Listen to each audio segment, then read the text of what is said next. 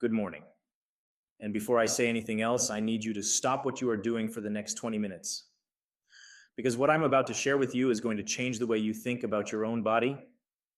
Most people assume that reaching your 70s and 80s means slowing down, accepting limitations, watching your world get smaller. That assumption is not just wrong, it is dangerous. Because what the latest research has shown, and what most doctors are far too slow to communicate, is that the difference between aging into a chair and aging into your full vitality comes down to just 7 measurable abilities. 7 specific things you should still be able to do after the age of 70. And if you can still do all 7, you are not aging the way most Americans are aging. You are, in the most literal medical sense of the term, a rare gem. My name is Dr. Kevin Wang. I'm a board-certified physician specializing in geriatric medicine and longevity research, trained at Johns Hopkins and the University of California, San Francisco. And in my 27 years of practice, I have personally evaluated more than 8,000 patients in their 60s, 70s, and 80s. And what I have learned in those 27 years is this: the number on your driver's license has almost nothing to do with how old your body actually is. 3 years ago, the Journal of the American Medical Association published a landmark study. They followed over 43,000 adults between the ages of 65 and 85 for 12 years. And what they found stopped the geriatric community in its tracks. The seniors who could still perform a specific set of 7 abilities, the same 7 I'm going to walk you through today, lived an average of 11 years longer in full independence than the seniors who could not. 11 years of independence, of dignity, of waking up in your own home, in your own bed, next to the person you love, of pouring your own coffee, of driving yourself to your granddaughter's recital. 11 years. In the next 20 minutes, I'm going to walk you through all 7. I'm going to tell you exactly which one predicts dementia 7 years before any symptoms appear. I'm going to show you the ability that cardiologists secretly use to predict 5-year mortality more accurately than any blood test. I'm going to introduce you to a man named Robert who failed every single one of these tests at age 71 and passed every single one of them 3 years later. And I am going to save the most powerful for last. Number 1, the ability that has nothing to do with your body, but that, according to a meta-analysis of over 308,000 people, is the single strongest predictor of whether you will see your 90th birthday. Before we begin, do me one favor. In the comments below, tell me 2 things. Tell me your age, and tell me in one sentence, what scares you most about getting older? I read every single comment on this channel, and your answer shapes the next video I make. 2 seconds, do it now. And one more thing, if you are over 60 and watching this, take out your phone and screenshot the list as I go through it. I'm giving you a self-test for each ability. Save it, try them this weekend. Send the list to your spouse, your sister, your best friend, because by the end of this video, you are going to know exactly where you stand and exactly what to do about it. Let us begin. Number 7, the ability to stand up from a chair without using your hands. This sounds simple. It is not. It is one of the most powerful predictors of healthy aging in all of geriatric medicine. Here is the science. When you stand up from a seated position without using your hands, you are engaging more than 200 muscles at once. Your quadriceps, your glutes, your core, your hip flexors, your calves, and dozens of stabilizing muscles you do not even know the names of. You are also engaging your balance system, your proprioception, and your cardiovascular reflex. This one movement is a full body audit. There's a test called the sit-to-stand test used in geriatric assessments around the world. The standard version asks the patient to sit down and stand up 5 times in a row without using their hands as quickly as possible. The average healthy adult between 60 and 69 can do it in under 11 seconds. By 70 to 79, the cutoff is 12 seconds. By 80 and over, it is 14 seconds. But here's the part that should stop you cold. A study published in 2012 in the European Journal of Preventive Cardiology followed over 2,000 adults aged 51 to 80. The participants who could not stand up from the floor without using their hands were 6 times more likely to die within the next 6 years than those who could. 6 times. Let me put that in plain language. Failing this test is, in terms of 5-year mortality risk, the equivalent of smoking a pack of cigarettes a day. But I do not want you to leave this video afraid. I want you to leave it ready. because this ability is one of the most reversible in the entire geriatric playbook. Let me tell you about Margaret. Margaret is 76. She lives in Boise, Idaho, and she came to my office 2 years ago because she had fallen in her kitchen. She could no longer get up from her own couch without pushing off the armrest. She had stopped going to her book club because she was embarrassed about needing help out of the chair. When I tested her, she could not complete a single chair stand without using her hands. I did not put her on a medication. I did not order an MRI. I gave her one exercise: stand up from a chair, sit back down 5 times, 3 times a day. That is it. Within 4 weeks, Margaret could stand from a chair without her hands. Within 12 weeks, she could do the full 5 repetition test in under 14 seconds. Within 6 months, she was back in her book club and she had stopped using the railing on her front steps. She told me at her last appointment, "Dr. Wang, I didn't realize I'd been giving up on my own body. I thought I was just getting old. I was just getting weak. And weak is fixable." Weak is fixable. Write that down. Try this for me the next time you are near a chair. Sit down, stand up without using your hands. 5 times. Time yourself. If you can do it in under 14 seconds, you pass number 7. If you cannot, start with one chair stand, 3 times a day today, not tomorrow, today. Number 6. The ability to balance on one leg with your eyes closed for 10 seconds. If number 7 was about strength, number 6 is about something much harder to rebuild. Your balance system, which is run by 3 separate systems working together at once, your inner ear, your eyes, and your proprioception, which is the sense your body has of where your limbs are in space.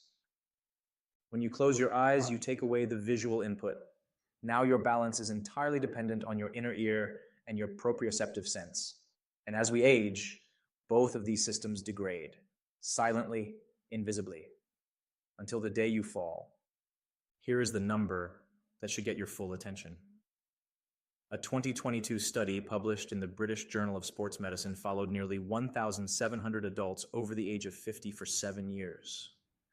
The adults who could not balance on one leg for 10 seconds had an 84% higher risk of dying from any cause over the next 7 years than the adults who could. 84%. That is not a typo. That is a peer-reviewed finding in one of the most rigorous sports medicine journals in the world. Why is balance such a strong predictor of mortality? Because falls are the leading cause of accidental death in adults over 65. 1 in 4 seniors falls every year. 1 in 5 of those falls causes a serious injury. And here is the part the pamphlets in your doctor's office will not tell you. Within 1 year of a hip fracture in a senior over 75, the mortality rate is between 25 and 30%. 1 in 3 dead within 12 months from a single fall. And I want you to hear me on this. Balance is one of the most trainable abilities in the entire human body, even at 85. This is Robert. Robert is 78. He lives in Scottsdale, Arizona, and 3 years ago, he could not stand on one leg with his eyes closed for more than 2 seconds. He was terrified of falling. He had started using a cane he did not need because his fear of falling had become bigger than the actual risk of falling. I gave Robert one exercise. Stand near a kitchen counter where you can grab on if you need to. Lift 1 foot 2 inches off the floor. Close your eyes. Hold for as long as you can. Open your eyes when you start to wobble. Switch feet twice. On each side, twice a day, while you brush your teeth. 3 months later, Robert could stand on one leg with his eyes closed for 22 seconds. He stopped using the cane. 6 months later, he told me, "Dr. Wang, I got my confidence back. Not just my balance, my confidence. I forgot what it felt like to walk into a room without thinking about falling. Confidence is survival." When you have a quiet moment today, stand near a wall or a counter. Lift 1 foot off the floor about 2 inches. Close your eyes. Count silently. If you can hold it for 10 seconds without opening your eyes or grabbing the wall, you pass number 6. If you cannot, start with 2 seconds. Build to 5. Build to 10. You can do this in 8 weeks. I have watched 80-year-olds do it.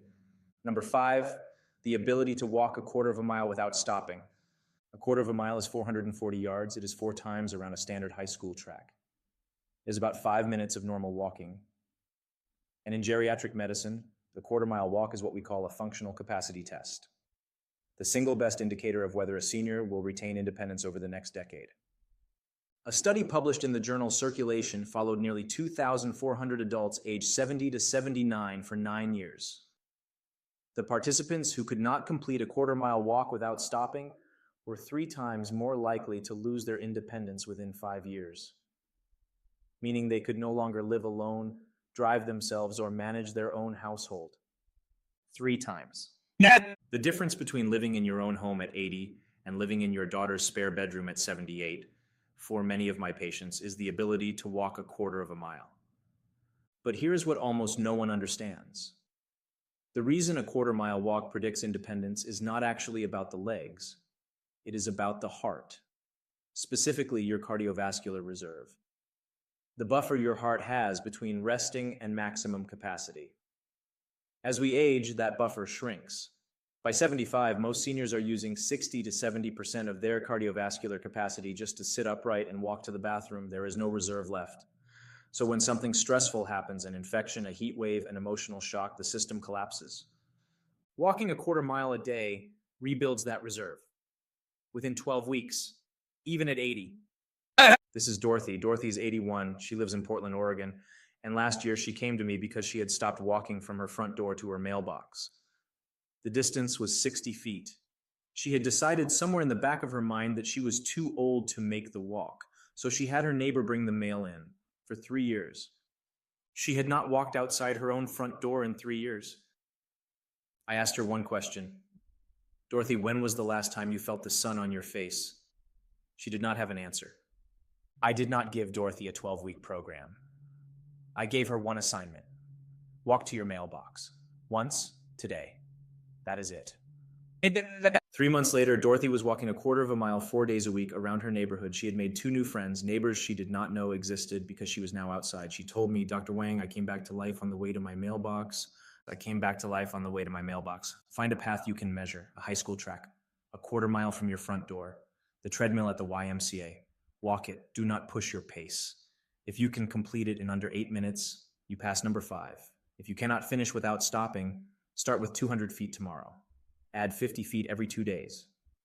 You will hit a quarter mile in 6 weeks. Now, before I tell you about number 4, let me pause for a moment. Dorothy asked me something at her last appointment that I want you to hear. She said, Dr. Wang, why did no one tell me this 10 years ago?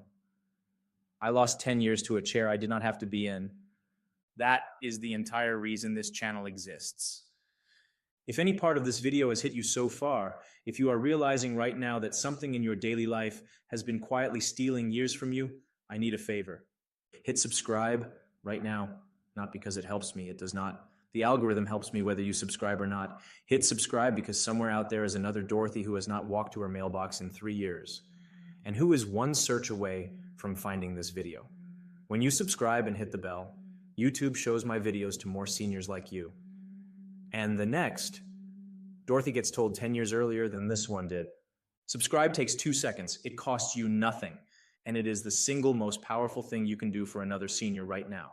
Now, let us get into number 4, because this is where the test gets harder and where it gets more important. Number 4, the ability to remember 3 unrelated words after a 5-minute distraction. I'm going to give you 3 words right now. You're going to remember them. I'm going to keep talking about something else for the next several minutes. And at the end of number 3, I'm going to ask you what the 3 words were. Ready? The 3 words are apple, piano, bridge. Say them out loud 3 times. Apple, piano, bridge, apple, piano, bridge, apple, piano, bridge. Now keep listening. Do not write them down. Do not repeat them in your head. Just trust your brain. We will come back to them. Here's why this test matters more than any other on this list. Delayed recall, the ability to remember information after a brief distraction, is the single earliest detectable sign of early-stage Alzheimer's disease. It can be detected in some patients 7 to 10 years before any other symptom appears. 7 to 10 years? The reason is anatomical. The hippocampus, the small seahorse-shaped structure in the middle of your brain that is responsible for forming new memories, is the first region the disease attacks. The hippocampus shrinks. Memory formation slows. And the earliest place this shows up is not in remembering your phone number or your address or your grandkids' names. Those are stored in long-term memory in a completely different region of the brain. It shows up in your ability to take in new information and recall it 5 minutes later. But here is what almost no one understands. The hippocampus is one of only two regions in the adult human brain capable of growing new neurons. It is one of the most plastic, most regenerative tissues in your body, even at 80. A study at the University of Pittsburgh followed 120 older adults for 1 year. Half did 40 minutes of brisk walking 3 days a week. The other half did stretching. After 1 year, the walking group had measurably larger hippocampi on MRI. They had reversed 2 years of age-related shrinkage in 1 year through walking. This is Edward. Edward is 73. He lives in Nashville, Tennessee. And he came to my office last spring terrified. His daughter had told him she was worried about his memory. He had forgotten a doctor's appointment. He had walked into the kitchen and forgotten why. He was convinced he was developing Alzheimer's. I ran the same test I just ran on you. I gave him 3 words.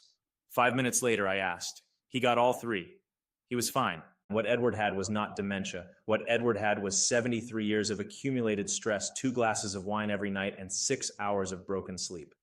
I worked with his sleep specialist. I cut his alcohol. I added a 30-minute walk after dinner. 6 months later, he came back and he told me, Dr. Wang, my brain is sharper than it has been in 15 years. Memory is rebuildable at 73, at 80, at 85. Hold on to those 3 words, apple, piano, bridge, do not repeat them. Trust your brain. I will ask you in about 4 minutes. Number 3, the ability to sleep through the night without waking to use the bathroom more than once. This is the one that surprises everyone. Because most seniors have been told their whole lives that getting up 2, 3, 4 times a night to urinate is just a normal part of aging. It is not. It is one of the loudest warning signs the human body produces, and the medical establishment routinely dismisses it. Here's the science. While you sleep, your body produces a hormone called antidiuretic hormone, or ADH. ADH tells your kidneys to concentrate your urine and hold on to water through the night. In a healthy adult, ADH peaks between 2 and 4 a.m., which is why most people can sleep 8 hours without needing to urinate. As we age, ADH production declines.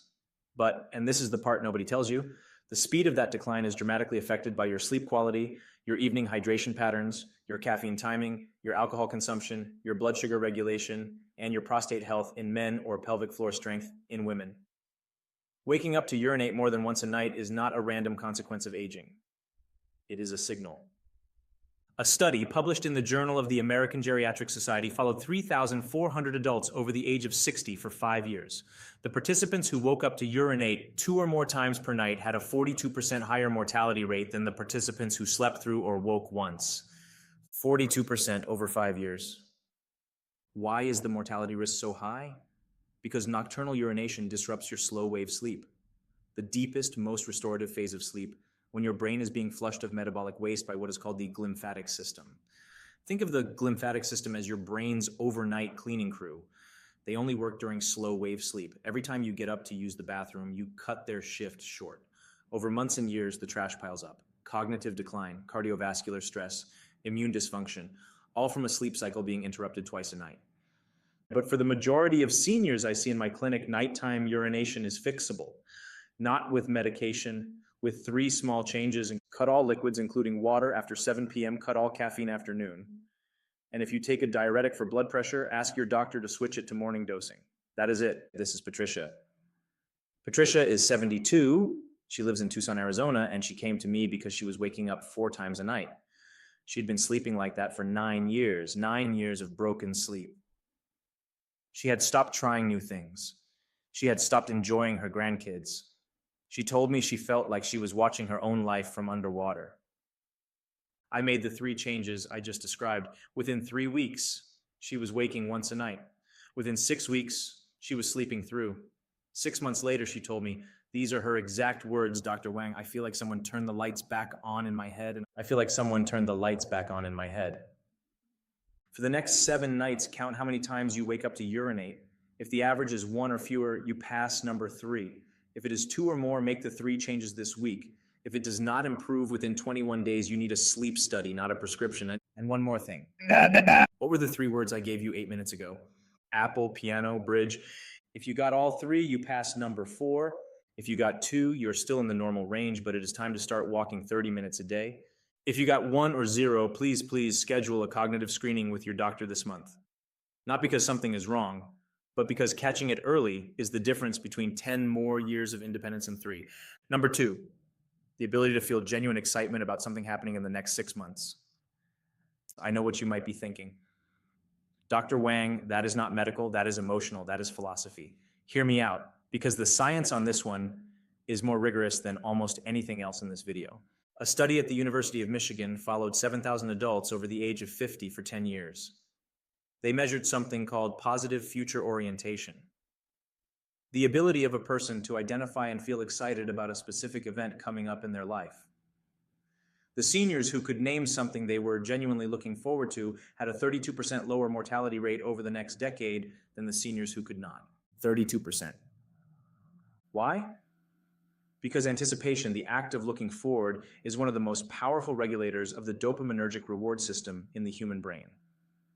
Dopamine is not just the feel-good chemical. It is also responsible for motor function, motivation, executive function, and immune regulation. When you stop anticipating, dopamine production declines. When dopamine declines, every system that depends on it weakens. This is what nobody tells seniors. The reason so many people seem to deteriorate rapidly after retirement is not because they stopped working. It is because they stopped anticipating. There is no Tuesday meeting to prepare for, no project deadline, no event on the calendar. The future flattens out into one long, undifferentiated day.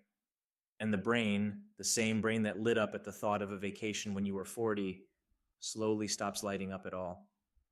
The fix is one of the simplest interventions in this entire video. Put something on your calendar 6 months out. Make it specific. A trip, a class, a grandchild's recital, a reunion, a garden you are going to plant, a book you are going to write. It does not matter what it is. It matters that it exists. This is Eleanor. Eleanor is 79. She lives in Columbus, Ohio. She came to me 1 year after her husband of 54 years had passed away. She was eating 1 meal a day. She was sleeping 11 hours a night. She had stopped opening the front blinds. She told me, Dr. Wang, I have nothing to wake up for. I did not prescribe an antidepressant. I asked her one question. Eleanor, what did you always want to do that you never did? She started crying. She said she had always wanted to learn to paint. I made her promise me one thing. Sign up for a community college painting class the next semester. One promise. 8 months later, Eleanor walked into my office carrying a canvas. She had painted her late husband's portrait. She was eating 3 meals a day. She was sleeping 7 hours. She had 3 friends from the class. She told me, Dr. Wang, I forgot what it felt like to wake up looking forward to something. Right now, name one thing you are looking forward to in the next 6 months. Be specific. Say it out loud. If you can name a real, specific, scheduled thing, you pass number 2. If you cannot, put something on your calendar this week. A class, a trip, a meal with someone you love, anything. Just put something there. The brain needs a target. Number 1, the most powerful predictor of all, and the one almost no one in modern medicine talks about. Number 1 is this: the ability to name at least one person in your life who is not paid to care about you, who would notice if you did not show up tomorrow. Just one, a neighbor, a friend, a son, a daughter, a grandchild, the barista at the coffee shop you go to every morning, the person at church. 1. A meta-analysis published in 2010 in the journal PLOS Medicine combined data from 148 separate studies and over 308,000 participants. They looked at every major predictor of mortality in older adults: smoking, drinking, exercise, body mass index, chronic disease, medication adherence, blood pressure, every variable you can name, and they ranked them. The number 1 predictor of mortality, bigger than smoking 15 cigarettes a day, bigger than obesity, bigger than physical inactivity, bigger than alcohol abuse, was social isolation. Social isolation increased the risk of death by 50%. 50%. Let me put that in plain language. Loneliness, chronic unaddressed day after day loneliness, is killing more seniors in this country than every chronic disease combined. Why? Because the human brain is not built to be alone. We are a social species. Our nervous systems evolved to regulate themselves by being in proximity to other people. When we lose that through retirement, through the death of a spouse, through children moving away, through our own pride, the nervous system goes into a low-grade chronic stress state. Cortisol rises, inflammation rises, sleep degrades, the immune system weakens, cardiovascular markers worsen. Every system downstream of one missing thing: connection. But here's what I want you to hear more than anything else in this video. Connection is rebuildable at any age, from any place of profound isolation. It is rebuildable. This is George. George is 81. He lives in Chattanooga, Tennessee. He came into my office 2 years ago after his daughter had brought him in against his will. He had not spoken to another human being other than the cashier at the grocery store for 6 months. His wife had died. His son had moved to Germany. He had stopped answering his phone. I did not give George a prescription. I did not refer him to a therapist. I gave him an assignment: go to the same coffee shop, same time, every morning, for 30 days, order the same thing, sit at the same table, make eye contact with the barista, say good morning. That was the assignment. Day 12, the barista, a 22-year-old named Anna, asked George his name. Day 17, Anna sat down with him on her break. Day 26, Anna invited him to her band's open mic. He went. He met 3 of her friends. By the end of the year, George was having dinner with Anna's family every other Sunday. At his last appointment, George told me, and this is the line I have written down in my office. He said, "Dr. Wang, I went into that coffee shop a man who had given up. I came out of it a man who had been adopted by people 50 years younger than me, and I did not know I needed that. I did not know I was even allowed to need that. You are allowed to need that. You are allowed to need other people. You are allowed to be needed by other people. That is not weakness. That is biology. That is survival. Right now, name one person, not your spouse, not your doctor, not a paid caregiver, who would notice if you did not show up tomorrow. If you can name even one, you pass number 1. If you cannot, and I want you to hear me say this, you have homework. This week, go to the same place, 3 days in a row: coffee shop, library, park bench, grocery store, same time, same place. Smile at one person. Say one sentence. That is it. Connection starts with one repeated act of showing up. Let me bring this home for you. The 7 abilities are not 7 separate things. They are 7 measurements of the same thing.